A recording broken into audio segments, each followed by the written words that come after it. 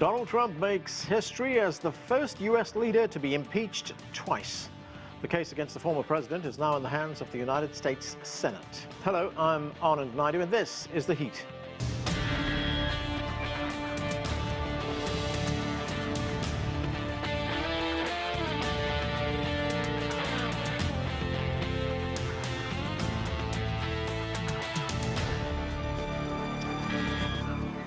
The actual Senate trial may be a few weeks away, but the formal proceedings kicked off on Monday night when the article of impeachment against Donald Trump was delivered to the U.S. Senate.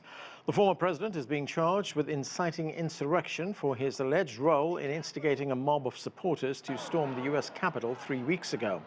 Senators were sworn in Tuesday, where they will serve as judge, jury, and victim in what promises to be an unprecedented event. For more, let's go now to CGTN's Owen Fairclough. And Owen, we're looking at the first week of February. That's when Donald Trump's second impeachment trial will get underway. So what can we expect?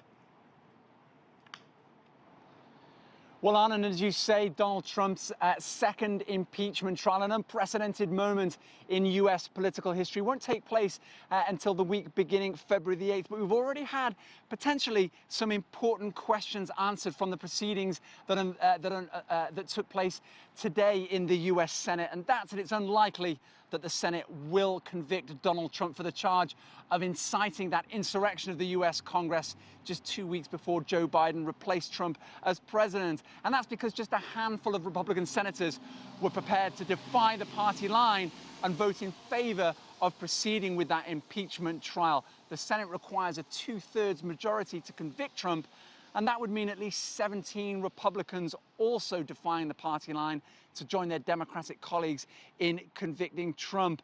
We've also had other answers as well, that the Senate is prepared to overrule objections from some Republicans, that this whole process is simply unconstitutional. Many Republicans arguing that Congress doesn't have the power to try a private citizen now that Trump is out of office, even though those counter-arguments say that at least one public figure back in the 19th century was impeached after he left office. So there is indeed some sort of precedent for this. So some of these crucial questions have been answered, and it's interesting to note as well that some of these Republicans, these moderate Republicans, are prepared to risk their political futures by defying the party. And it shows also that Donald Trump still has a firm grip on the party, despite the fact that he's now out of office and retired to his estate in Florida. Anand.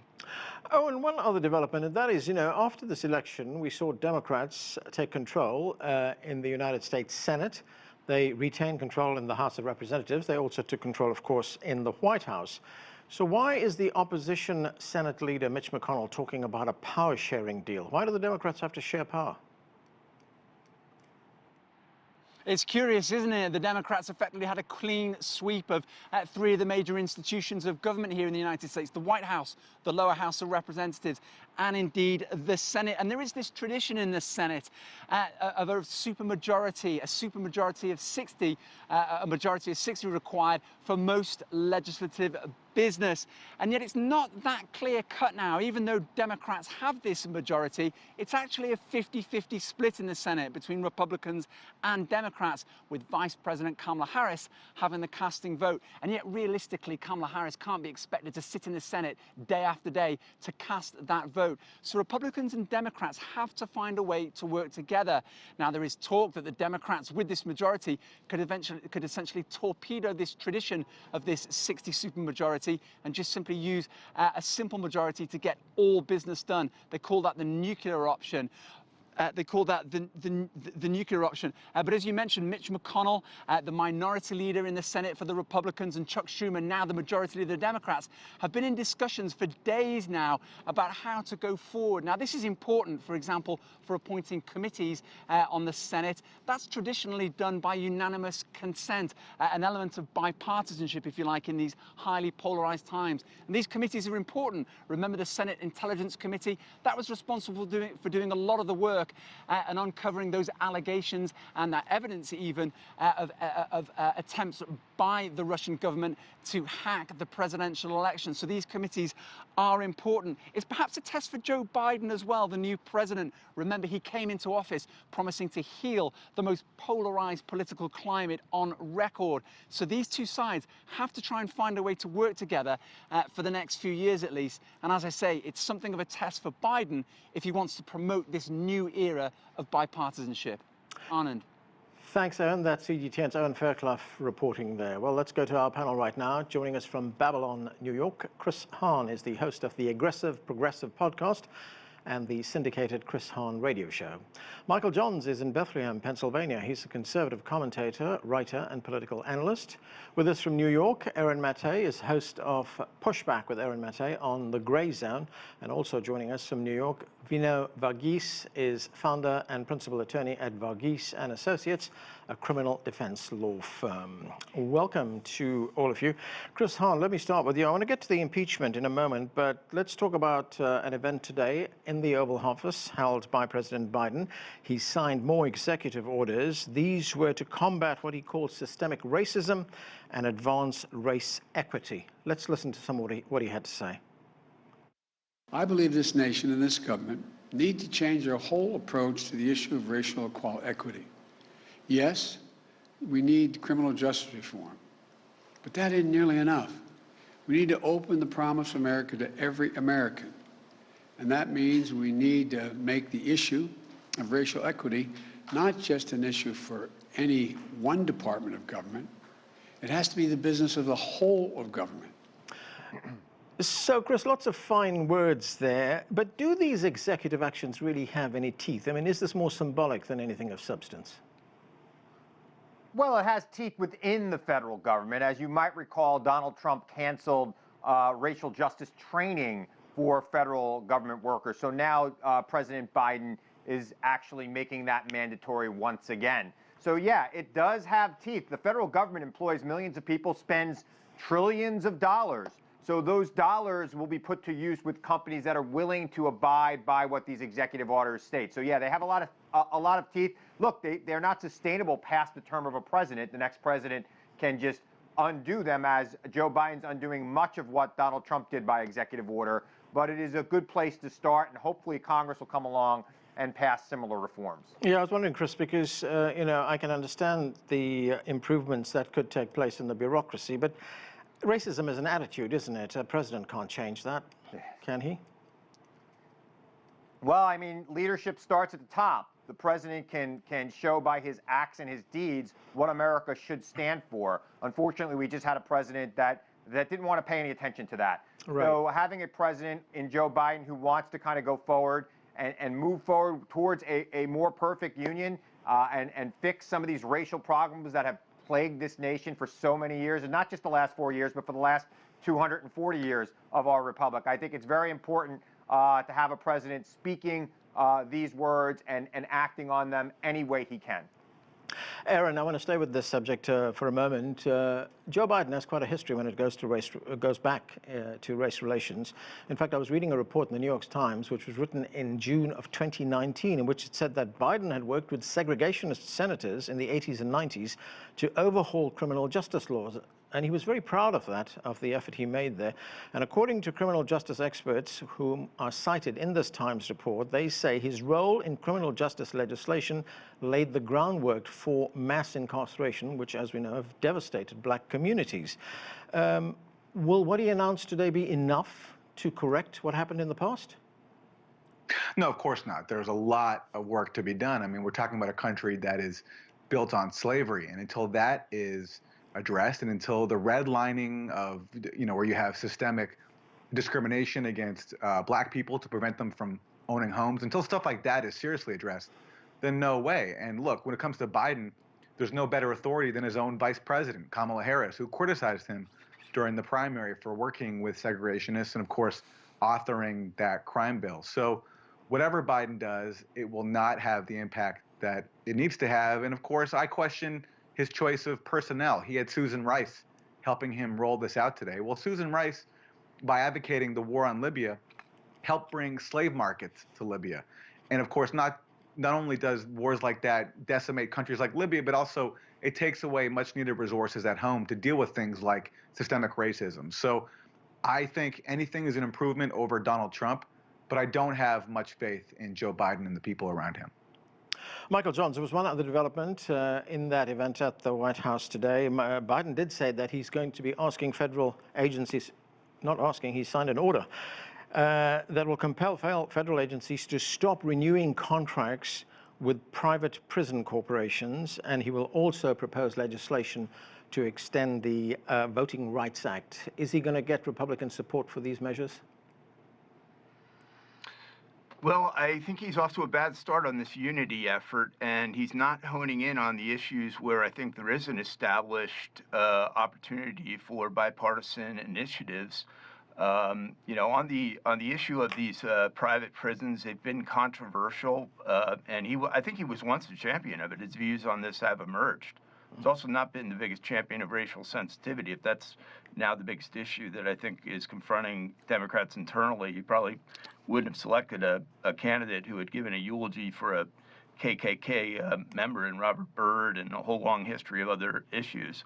But I think instead he's got to be honing in on issues of job creation, getting through this pandemic, working with Republicans, and he should be speaking out on the impeachment. There's no basis for it. It's clearly not going anywhere. Mm-hmm. I think he'd make some good measure in coming out and saying, let's not waste any time on this. Michael, let me ask you that again then. I'll get to impeachment in a moment, but on this issue of private prisons and expanding the Voting Rights Act, are you saying Republicans are not going to be on board with that? Well, I don't really see that there is going to be a broad interest in working on those two issues. Of course, the revisions on the Voting Rights Act are going to all be in, what the details are. So there's no blanket opposition on that issue. Private prisons have, in the minds of some, reduced some of the cost of administration and been efficient in some areas, and they've been unsuccessful in some other areas. So right. It's sort of a mix. It's a hybrid of approaches, and I think we all sort of center in on the fact that we have too many people in jail, period. Mm-hmm. And Biden and Obama didn't do much about that when they were in. I hope he will now in addressing, some of these early release programs and getting right. Nonviolent incarcerated individuals out. Okay, I'm going to turn now to the impending trial of former President Donald Trump in the United States Senate. I'm going to bring in Vino Varghese for this part of the show.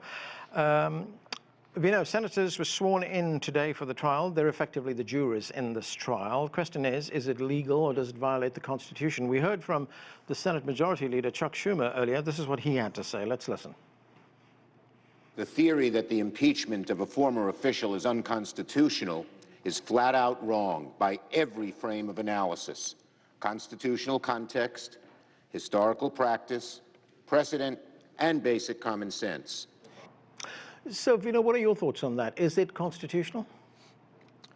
I believe it is. I mean, you have precedent for it. You have the Secretary of War under President Grant, who was charged after he left office, or he was impeached. He wasn't convicted.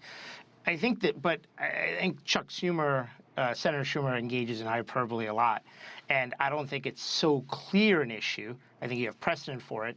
And in this particular case, it comes down to a question, right? This is a political process. So this isn't a criminal process. These are what basically Alexander Hamilton, used to call the impeachment process a place to fix an abuse of public trust. And everything President Trump did along the way that led to the riots or the invasion of the Capitol was a violation of public trust. But, the larger question is this the right thing? And that's a political question, but this is a political process. But ultimately, history will judge this as to whether the king is dead or alive. I mean, Trump survived one impeachment. If he survives this, what's to prevent him from running again? And I think that's the larger question for the Democrats. But I think they've hitched their, they know what get the train running, and we'll see what happens. Right. Just to clarify something, I mean, the penalty for this kind of offense, as you point out, it is political, but the penalty is removal from office. But the president has already left office. Right. But they can vote afterwards to permanently bar him. Right. So that's a separate vote. and they will not need 67 senators. If they get to 67 senators for impeachment, then they can bar him for good after that. But they won't need a supermajority on that because they've already got the impeachment. Michael, So I think that's the thing that makes this an interesting process. all right, Michael Johns, do you think that's the intention of Democrats here, to prevent Donald Trump from holding office ever again? 100%. It's designed to go after Trump with one final stab to prevent him from being in the public domain or a candidate again. It's also designed to stigmatize the tens of millions of Americans who supported him. We cannot be punishing political leaders for political speech. And in this particular case, I would tread very lightly on two fronts. Number one, the correlation between violent or supportive rhetoric for the street riots associated with the Minneapolis police killing are much better established than anything Trump said in that speech. As widely reported, he used the word patriotic and peacefully. Patriotically and peacefully. Peacefully. I mean, end of story. Number two on this is the fact that you had these individuals engaged in this violence who had planned the event for weeks. That's demonstrably evident. That would be part of evidence that would be admitted as part of a Senate trial. If this were an actual criminal trial, you'd have a summary judgment dismissal on this particular case. And then, you know, the other issue is that the president, when you really think about what he's been up to since Election Day, has been searching around between courts and state legislatures to get a venue for his allegation that in 6 states there was substantial voter fraud that could have had a substantial impact on the electoral outcome. Yeah. If the allegation is that in so saying this, he inflamed a certain number of dozens or hundreds of people to take those acts, then the very question of whether or not the election was fraudulent would actually provide him with that opportunity to put on evidence. And in the Navarro report and the Texas AG report and in a whole bunch of other information of 5,000 signed affidavits, there is the evidence. So it's almost strategically a question whether you should welcome it. Yeah, I know Chris Hahn wants to respond to that. Go ahead, Chris. I mean, all that stuff is nonsense. The Texas AG. How many of the 5,000 affidavits did you read, Chris? How many of the 5,000? Okay, let Chris finish. I have read many of those 5,000 affidavits. I am an attorney. At least 100 of them, and they're all. And by the way, none of the ones that I read. And I'm going to talk now. You just lied for whatever minutes you were on. Now I'll talk. All right. Of the 100 I read, not a single one was an eyewitness account. All of it was secondhand. I heard from somebody who heard from somebody.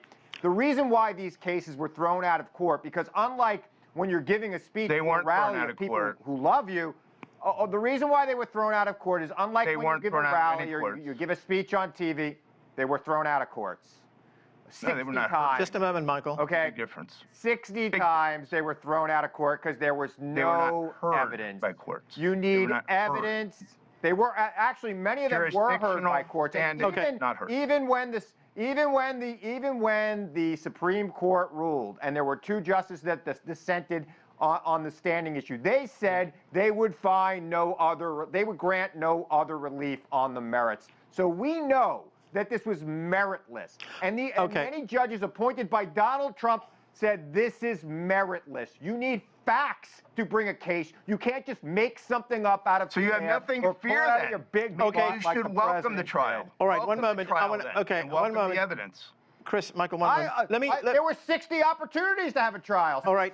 No, we might have one now, though, in the impeachment trial. All right, let me bring the lawyer into this conversation. Vina, what do you make of this? I mean, I thought this had already been litigated, these allegations that there was impropriety in the elections. Joe Biden has already been sworn in as president.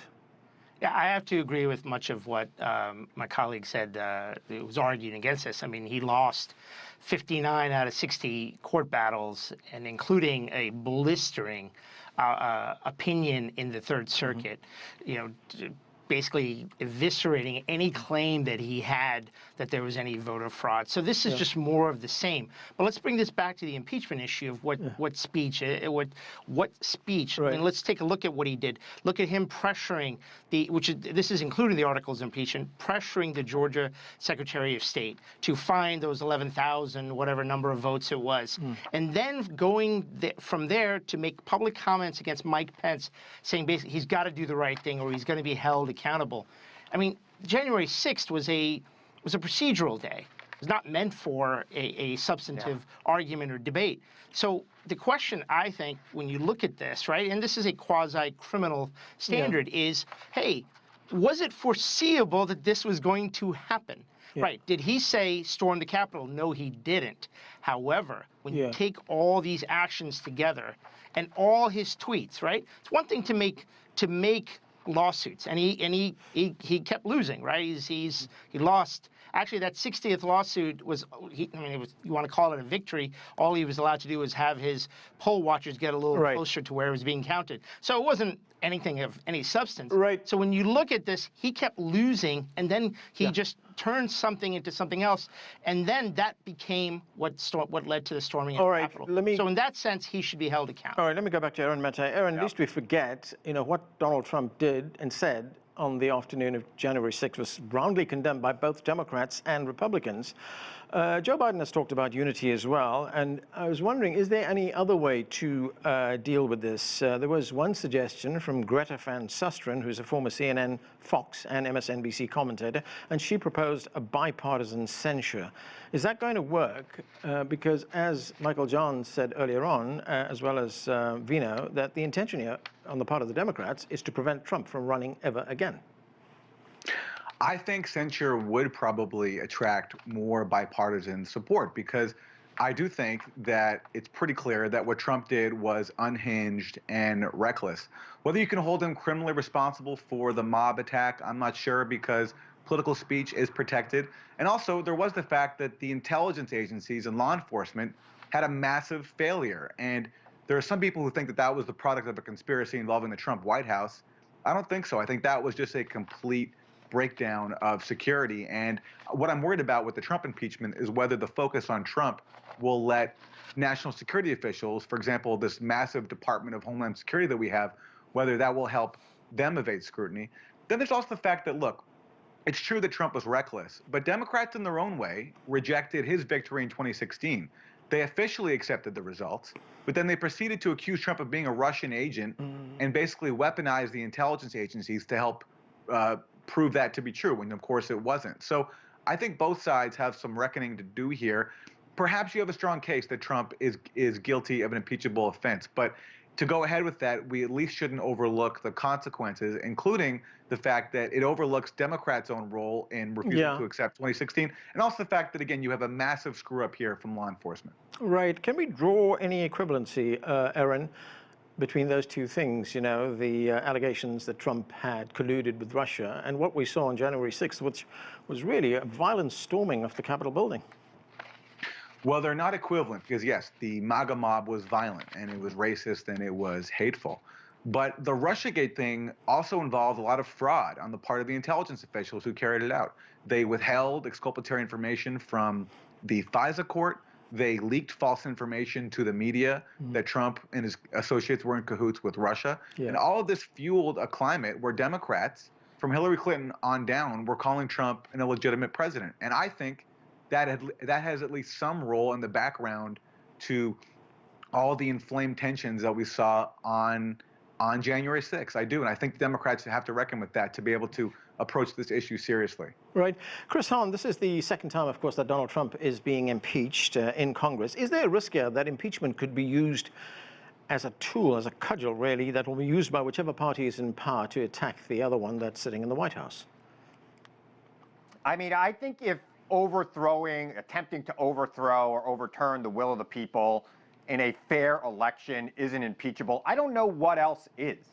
I get the talk that there could be some risk that this becomes too political and we have more impeachments, but this is something that deserves to have a consequence.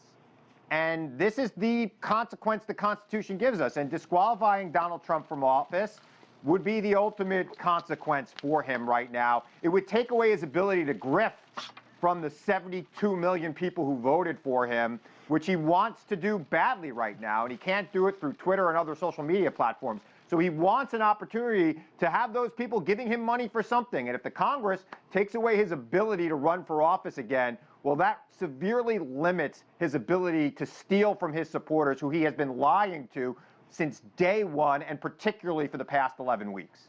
Michael Johns, it seems that the Republican Party is divided over this impeachment trial. Some want a conviction so the party can move on from the Trump era. Others, of course, remain very loyal to the president. In fact, CNN put it this way. It says the GOP is at war with itself. And of course, we shouldn't forget that 74 million voters voted for Trump. Are these divisions going to hurt the party? Yeah, I think both parties are in a state of kind of reconstruction. And so, over the last 4 years, there's been a lot of times when various Republican officials have come out and had issues with something Trump said or did or policy positions. And that was, taken as being, hey, he's being rejected by his own kind. But you got to go back and remember in 2016 that he came into office running really against the Republican establishment. And some of these individuals, a handful that might line up to actually vote against him in the Senate, are people he's more or less been at war with over the last 4 years. He has the upper hand in the Republican Party. The Make America Great Again agenda is here to stay. It's a winning political one. It's been largely beneficial for the country. He proved in the first 3 years that it's workable, and I think he's going to continue to be a major force. As far as the removal goes in the impeachment, it is going nowhere, period. Not maybe, period. Not only are they not going to get 67, they're not going to get 60 or even 55 votes. So I think you got to really recalculate the position on that at this point. Right, Vino, let me get your thoughts on that. We've just got about a minute left. As Michael John says, this may not go anywhere. There's not the votes there for it. But, the country is deeply divided right now. It's polarized. Will this process deepen those divisions? I don't think so. I think the fact that he's not in office is the real issue. You don't hear about him the way that you did. He doesn't dominate the news cycle. But the danger to the Democrats is that they bring him back into the news cycle. And a victory for Trump here will only embolden him. I do not believe, I still hold out maybe a faint hope that these senators will do the right thing. I think impeachment, that they should vote to convict and then vote to remove him from office. I think that will do a lot of good for the country and save the Republican Party so they can move forward. I mean, this is what's really at stake here. Chris Hahn, very quickly, I only got 30 seconds. I want to ask you this question that I asked our reporter earlier on, and that is, Democrats have all the power right now. Why are they power sharing? Well, I worked for Chuck Schumer, and I worked in the Senate when there was a 50-50 split. You have to operate the Senate. You have to rule on who has the committees. 50-50 in the Senate, where you usually need 60 votes to pass things, is really not a majority. It is a majority in name only. Right. They could get things passed with 51, but they got to operate day to day, so it's going to need cooperation. Okay, and we have to leave it there. Thanks to all of you for being with us. That is it for this edition of The Heat. I'm Anand Naidu in Washington, D.C. Thanks for watching.